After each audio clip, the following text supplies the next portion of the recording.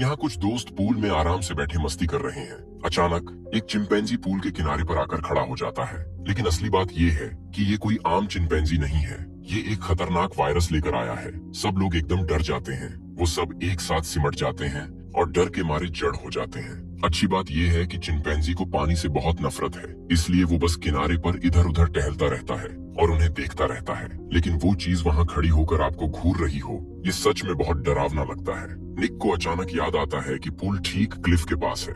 वो एक बहुत जोखिम भरा और पागलपन वाला प्लान सोचता है। वो गहरी सांस लेता है। निक सीधे उस जानवर की तरफ तैरता है। वो पानी से बाहर कूदता है और चिंपैंजी पर झपटता है। वो उसे किनारे से धक्का देने की कोशिश करता है। ठीक जब उसे लगता है कि काम बन गया, तभी एक मजबूत हाथ उसकी बांह पकड़ लेता है। चढ़ना तो चिंपैंजी का सबसे अच्छा काम है। एक झटके में वो निक को ही क्लिफ से नीचे फेंक देता है। चिंपैंजी बिना किसी मेहनत के खुद को वापस ऊपर खींच लेता है। वो वहाँ खड़ा होकर बचे हुए लोगों को घूरता है। अब वो सब उस खून के प्यासे जानवर की धीमी सजा झेलने के लिए फंसे हुए हैं। लेकिन चलिए थोड़ा पीछे चलते हैं। कहानी असल में एक दिन पहले शुरू होती है। लूसी समर ब्रेक के लिए हवाई वापस घर जा रही है। उसके साथ उसके दोस्त हैं, उसकी सबसे अच्छी दोस्त केट और एक गुस्सैल लड़का सतोनिक। लूसी को बस एक साधारण मिलन और शांत छुट्टी की उम्मीद है, लेकिन केट ने बिना पूछे किसी और को बुला लिया है। वो एक्स्ट्रा मेहमान है हन्ना। हन्ना और लूसी के बीच शुरू से ही वो अजीब दोस्त दुश्मन वाला टेंशन है। वो मुस्कुराते हैं, लेकिन वो मुस्कान बिल्कुल दोस्ताना नहीं लगती। बोर्डिंग के दौरान इस ग्रुप की मुलाकात दो लड़कों से होती है जो पैराडाइज में पार्टी करने आए हैं। उनके नाम हैं ड्रू एंड ब्रैड। जैसे ही वो लैंड करते हैं, आज लूसी अपनी 3 दोस्तों को अपनी फैमिली के घर ले जाती है। ये एक बहुत शानदार और अलग थलग घर है जो ठीक क्लिफ में बना है। पीछे की तरफ एक इन्फिनिटी पुल है जो बहुत खतरनाक तरीके से किनारे के पास है। ये जगह सपनों जैसी लगती है। उस रात हन्ना ताजी हवा के लिए बालकनी पर निकलती है। वो सीढ़ियों से नीचे जाती है। वो एक स्विच ऑन करती है। जैसे ही लाइट्स जलती हैं, हन्ना पूल के किनारे पर चल जाती है। वो पानी में हल्का सा छपाक करती है। वो सांस छोड़ते हुए सोचती है, अब ये असली छुट्टी है। ठीक उसी वक्त मैं उसके पीछे एक चिंपैंजी आ जाता है। तुमने तो मुझे डरा दिया बेन। उसका नाम बेन है। वो लूसी का पेट चिंपैंजी है। असल में वो फैमिली की तरह है। बेन बहुत समझदार है। उसकी ट्रेनिंग लूसी की लेट माँ ने की थी, जो लिंग्विस्टिक्स और कम्युनिकेशन रिसर्च में काम करती थी। वो एक टैबलेट पर स्पेशल साउंडबोर्ड सॉफ्टवेयर से बात भी कर सकता है। लेकिन आज रात बेन के साथ कुछ गड़बड़ है। वो किनारे पर खड़ा पानी को घूर रहा है। उसकी आंखों में एक अजीब सी डर है जो बिना बोले दिख रहा है। हन्ना को उसका नाम कई बार पुकारना पड़ता है। आखिरकार वो धीरे से सिर घुमाता है। वो हाथ बढ़ाकर हन्ना से हाथ मिलाने की कोशिश करता है, लेकिन एक सेकंड बाद एक बेन अचानक हन्ना की कलाई पर कसकर पकड़ लेता है। उसकी पकड़ बहुत डरावनी है। अच्छा होता है कि ठीक उसी वक्त एक तेज सीटी की आवाज आती है। लूसी के पापा एडम आ जाते हैं। वो बहरे हैं। एडम अपने फोन पर टाइप करके बताते हैं कि बेन बस बहुत एक्साइटेड है। नए लोगों से मिलकर वो थोड़ा उत्तेजित हो गया है। वो सोने का इशारा करते हैं। फिर वो बेन को ले जाते हैं। एडम बेन को उसके केज में ले जाते हैं। लेकिन अंदर उन्हें एक मंगूस का मरा हुआ शरीर मिलता है। ऐसा लगता है कि बेन ने उसे मार डाला। एडम मजाक में साइन करते हैं कि बेन फिर से पड़ोसियों से लड़ पड़ा। वो चेहरा सीधा रखते हैं। चेक करते वक्त एडम को बेन की बांह पर एक काटने का निशान मिलता है। वो बेन को थोड़ा मनाते हैं, फिर केस बंद कर देते हैं। वो मरे हुए मंगूस को बैग में डालकर ले जाते हैं। अगली सुबह एडम वो बैग ले हुए हैं। वो लूसी और उसकी बहन आरोन को बताते हैं कि क्या हुआ। एक मंगूस बेन के केज में घुस आया था, लेकिन वो देख रहे हैं। सेफ्टी के लिए वो वेट डॉक्टर डग लैम्बर्ट को बुलाते हैं। उनसे कहते हैं कि बेन को चेक करें और कुछ एंटीबायोटिक्स लाएं। अभी के लिए बेन केज में बंद रहता है। एडम एक राइटर है और उन्हें बुक लॉन्च के लिए बाहर जाना है। बाकी सबकी छुट्टी ऑफिशियली शुरू हो जाती है। वो पूल में बहुत मजे करते हैं। शाम तक डॉक्टर लैम्बर्ट अपने सामान के साथ केज पर पहुंचते हैं। वो दरवाजा खोलकर अंदर चले जाते हैं, बिल्कुल बेखबर। आखिर वो और बेन पुराने दोस्त हैं, लेकिन बेन गहरे अंधेरे में छुपा है और तेज तेज सांस ले रहा है। लैम्बर्ट सिरिंज तैयार करते हैं। बस एक इंजेक्शन से बेन ठीक हो जाएगा। लेकिन जैसे ही वो मुड़ते हैं, बेन गायब है। वो बेन का फेवरेट टेडी बेयर उठाते हैं। वो पुकारते हैं कि बाहर आए। बेन हाथ बढ़ाकर खिलौने के लिए पहुंचता है, लेकिन एक सेकंड में एक डरावनी ताकत फूट पड़ती है। बेन लैम्बर्ट को अंधेरे में खींच लेता है और उसे मार डालता है। इसी बीच मुकेट लिविंग रूम में फोन स्क्रॉल कर रही है। उसे पीछे से कोई आवाज आती है। वो मुड़ती है और टेबल पर टेडी बेयर को अपनी तरफ देखते हुए बैठा पाती है। वो पास जाकर उसे उठाती है। उसे लगता है कि बेन बस छुपन छुपाई खेल रहा है। सच में बेन अचानक टेबल के ऊपर आ जाता है, लेकिन बेन पूरी तरह से बेकाबू लग रहा है। केट के पेट में बुरा फील होता है। वो जल्दी से दरवाजा खोलकर सीढ़ियों की तरफ पीछे हटती है और बेन को करीब आते देखती है। केट चिल्लाती है लूसी को। वो ग्लास डोर के पास से गिड़गिड़ाती है कि जल्दी नीचे आओ। बेन का चेहरा अब बहुत डरावना लग रहा है। जब तक लूसी दौड़कर आती है, बेन गायब हो चुका होता है। केट कहती है कि बेन पागल हो गया है, लेकिन लूसी को यकीन नहीं होता। तब तक वो टेडी बेयर पर खून का दाग देखती है। अब उसे भी बहुत बुरा लगने लगता है। अचानक दूर से हन्ना की चीख सुनाई देती है। सब उस आवाज की तरफ दौड़ते हैं। वो पूल के पास पहुंचते हैं। वहां बेन निक और हन्ना के सामने खड़ा है और दोनों से सामना कर रहा है। लूसी जोर से बेन का नाम पुकारती है। तब जाकर बेन मुड़ता है। वो अपनी छाती जोर से पीटता है। लूसी घबराकर बेन से पूछती है कि क्या हुआ है। निक को लगता है कि हालात बहुत खराब हैं। वो पास में रखे टूल बॉक्स से रस्सी निकालकर बेन को फंसाने मार का प्लान बनाता है। वो ध्यान से बॉक्स खोलता है। अचानक तेज म्यूजिक बजने लगता है। वो तेज आवाज से बेन एकदम घबरा जाता है। निक घबरा जाता है और ऑफ स्विच नहीं ढूंढ पाता। वो शोर मचाने वाला खिलौना उठाकर क्लिफ के नीचे फेंक देता है। म्यूजिक बंद हो जाता है। निक फिर रस्सी ढूंढने लगता है। वो उससे एक लूप बनाता है। इस बीच लूसी प्यार से बेन को मनाती है। बेन थोड़ा शांत हो जाता है। वो धीरे धीरे लूसी की तरफ झुकता है और गले लगने की कोशिश करता है। लूसी निक से रस्सी लेती है। वो उसे बेन की गर्दन में डालती है। सॉपर लेकिन इससे बेन और गुस्सा हो जाता है। वो जोर जोर से चिल्लाने लगता है। सब लोग बेबस महसूस करते हैं। तभी लूसी की बहन आरोन दौड़ कर आती है। वो कहती है, ये तरीका काम नहीं कर रहा डॉक्टर। लैम्बर्ट को या पापा को अभी फोन करना चाहिए। हन्ना साइड से बोलती है, क्या इस बीमार जानवर को संभालने के लिए कोई बंदूक नहीं है? लूसी तुरंत उस पर भड़क जाती है। केट अपना फोन निकालकर डॉक्टर लैम्बर्ट को कॉल करती है। सबको डर लगता है क्योंकि पास ही से लैम्बर्ट का रिंगटोन बजने लगता है। उन्हें एक डरावना सच पता चलता है। डॉक्टर, यदि लैम्बर्ट यहाँ आ चुके थे, लेकिन अब वो गायब है। इससे पहले कि वो कुछ समझ पाते, बेन पागलों की तरह रस्सी को चबाकर तोड़ देता है। वो सबसे नजदीक वाली आरोन पर झपटता है। वो अपनी दांत आरोन की टांग में गड़ा देता है। सब मिलकर बेन को खींचकर अलग करते हैं। हन्ना एग्जिट की तरफ देखती है। वो भागने की कोशिश करती है, लेकिन बेन तेजी से उसके रास्ते में आ जाता है। हन्ना डर के मारे खड़ी रह जाती है। ये देखकर निक चिल्लाता है, पूल में कूद जाओ, बेन तैर नहीं सकता। एक एक करके सब पानी में कूद जाते हैं। इतनी घबराहट में कूदने से सबके मुंह में पानी चला जाता है और वो खांसने लगते हैं। आरोन की हालत बहुत खराब है। निक अपनी शर्ट फाड़कर उसकी घायल टांग पर बांध देता है। ये एक टेम्परेरी टूर्निकेट बन जाता है। अचानक हन्ना को याद आता है कि शायद बेन को रेबीज है। इसी वजह से उसे पानी से डर लग रहा है। मतलब आरोन को भी इन्फेक्शन हो गया होगा। अगर 48 घंटे के अंदर वैक्सीन नहीं मिली तो मौत 100% पक्की है। उनके फोन पूल डेक पर पड़े हैं। सब बस मदद चौतास के लिए चिल्ला सकते हैं। अब कहानी के शुरू के हिस्से को याद करते हैं। निक के मरने के बाद बाकी लोग बस अपने अंत का इंतजार कर रहे हैं। वक्त गुजरता है, पता नहीं कितना। बेन किनारे पर खड़ा चुपचाप अपना मौका देख रहा है। लूसी चारों तरफ देखती है। उसे पता है कि ऐसे हमेशा नहीं टिक सकते। आरोन की हालत मिनट मिनट खराब होती जा रही है, इसलिए लूसी धीरे धीरे पूल के किनारे की तरफ जाती है। वो बेन को देखती है, यस जो ज्यादा दूर नहीं है। वो हिम्मत करके बाहर निकलती है। बेन बस उसे एक नजर देखता है, हमला नहीं करता। लूसी धीरे धीरे रेंगती हुई आगे बढ़ती है।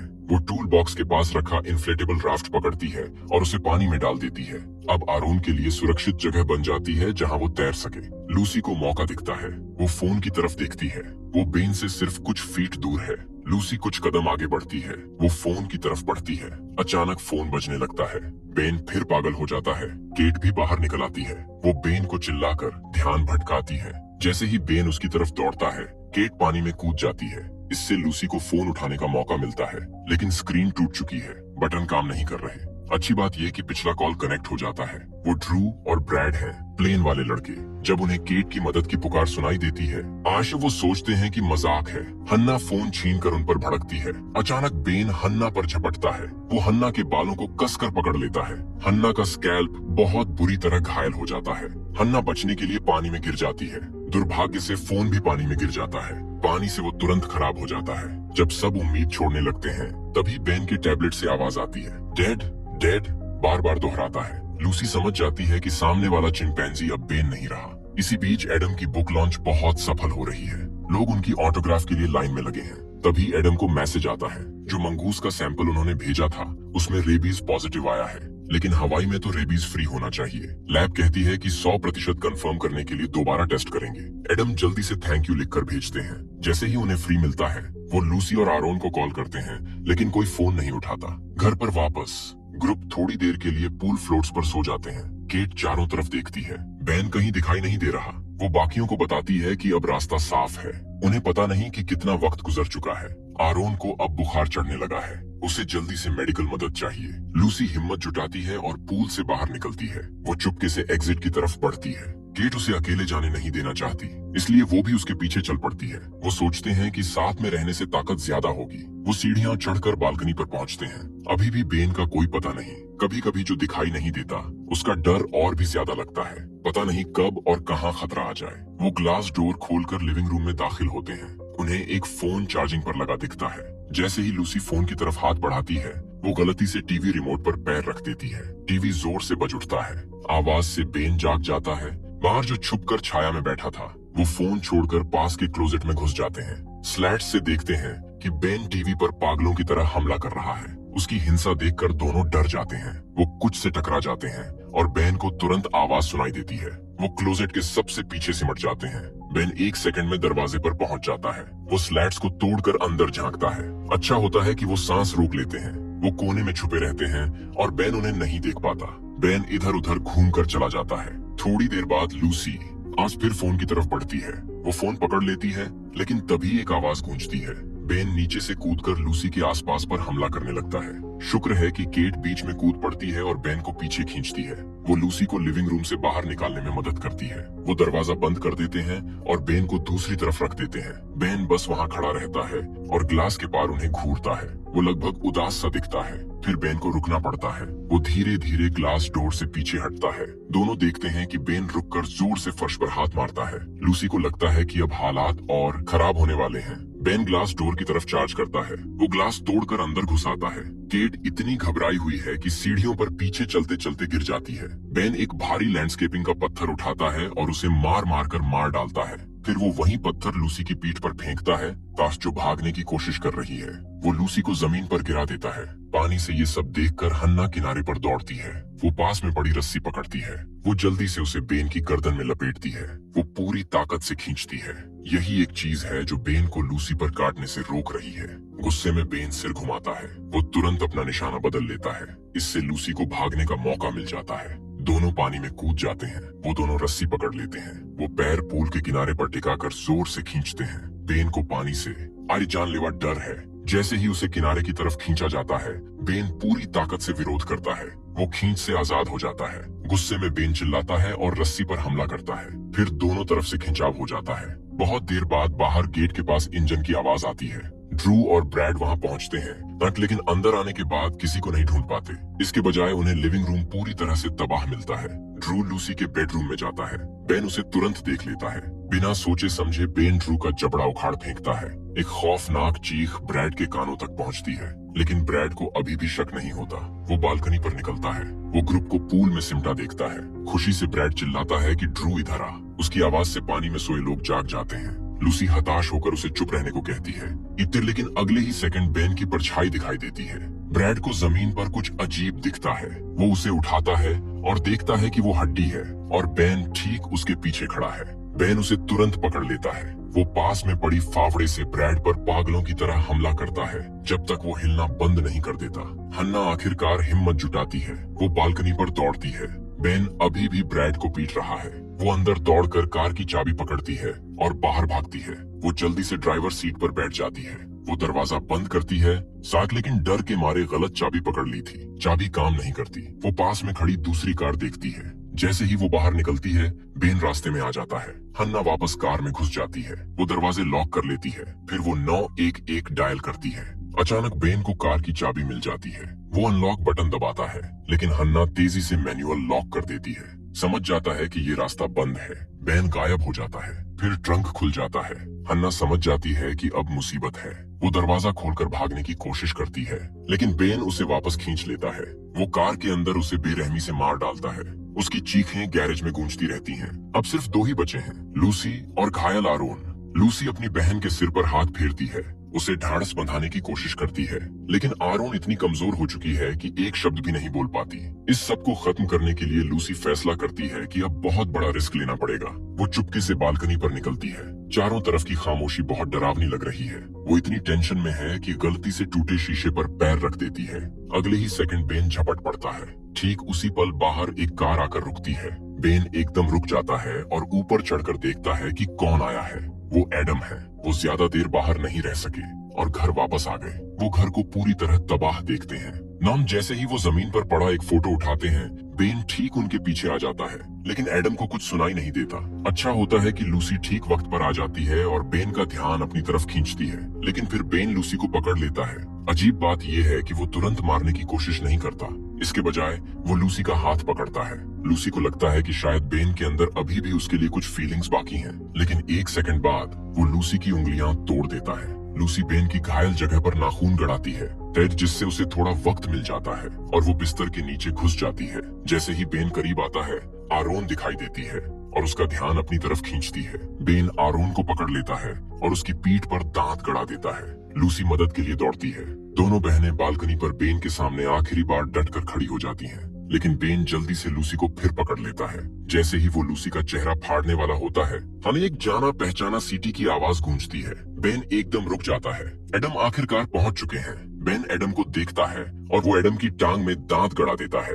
लूसी पास में पड़ी फावड़े से बेन पर वार करती है, लेकिन फावड़ा टूट जाता है और बेन उसे जमीन पर गिरा देता है। एडम लड़खड़ाते हुए फिर बेन से लड़ने की कोशिश करते हैं, लेकिन बेन बहुत ताकतवर है और उसे जल्दी नीचे गिरा देता है। एडम की जान खतरे में देखकर दोनों बहनें चिल्लाती हैं ताकि बेन का ध्यान उनकी तरफ आए। एडम पास में रखी वाइन की बोतल पकड़ते हैं, उसे तोड़ते हैं और टूटे कांच को बेन की छाती में घोंप देते हैं। बेन दर्द से चीखता है और गिर पड़ता है। जैसे ही तीनों एक साथ सिमटते हैं, बेन फिर खड़ा हो जाता है।